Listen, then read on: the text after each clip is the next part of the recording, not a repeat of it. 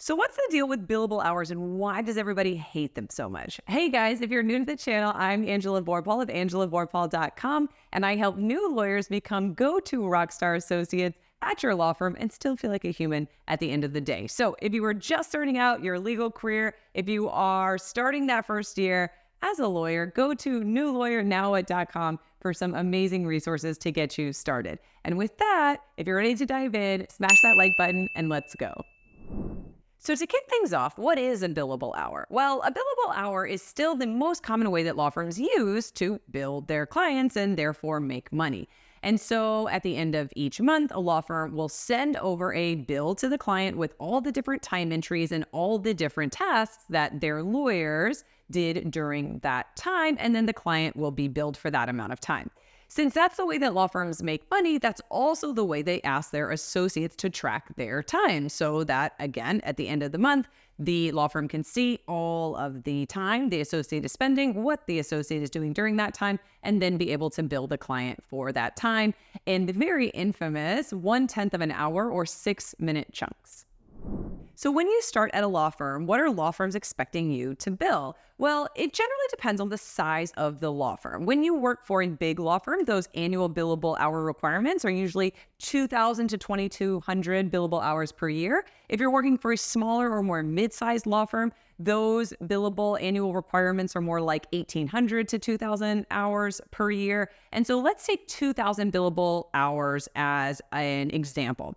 If we take 2,000 billable hours, divide that by 50 weeks, assuming 2 weeks off for vacation, we get 40 billable hours per week. But remember, not every hour that we're in the office is billable time that we can charge the client. So kind of as a default general rule, 7.5 billable hours per day is a really solid day of work. And so if we take 7.5 hours per day times 5 days of the week, that gets us 37.5 billable hours per week, meaning we need to make up about 2.5 billable hours over the weekend, which is a really common sort of standard week for a lawyer across law firms when work is sort of normal busy, not crazy busy, and not super slow either.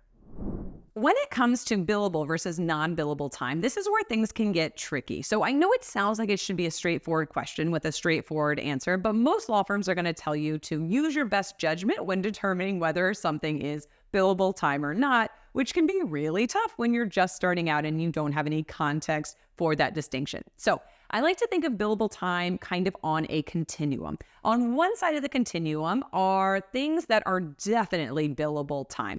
And that includes any work that is directly related to a client project. So that could be researching a legal issue, that could be reviewing a contract, that could be having a client meeting, that could be drafting a legal brief. Anything that is directly related to a task for a client project. Then on the other side of the continuum, we kind of have two categories of things that are definitely not billable.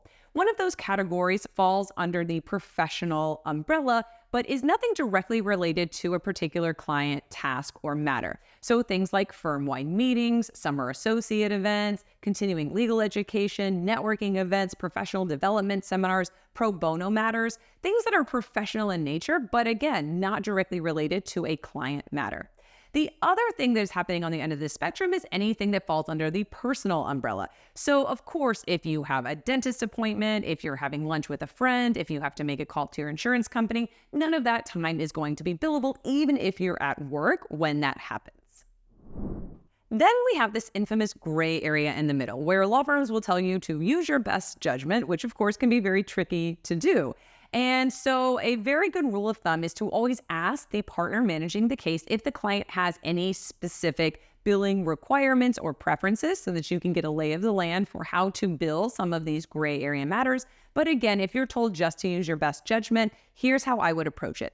For one category of sort of these gray areas in the middle is getting up to speed on a case. And so when you're first staffed on a case, when you're given your first project on a case or a matter or a deal, you don't know anything about that particular case. And so you are inevitably going to need to review some documents, talk to an associate or partner, maybe Google any media coverage of that case so that you can understand where it is in the process and how you fit into this overall team.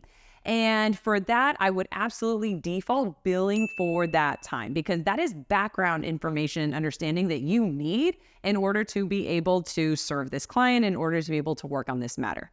Another category in this gray area is travel. And again, if your partner on the case has not told you that there's any client-specific requirements for travel, then the default that I would assume is that you can bill for any time that you are working while you're traveling. So you never want to strictly bill for travel to client meeting or travel to deposition or travel to court hearing.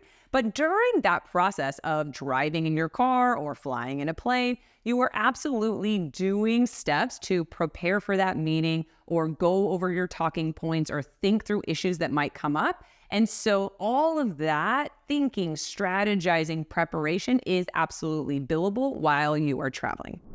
Another category in this gray area is what I call short brain breaks. And this might be the most controversial category in this gray area. But what I mean is those few minutes you take to go get a cup of coffee, run to the bathroom, take a 5-minute social media break, and those moments that really help you unplug and then get back into it.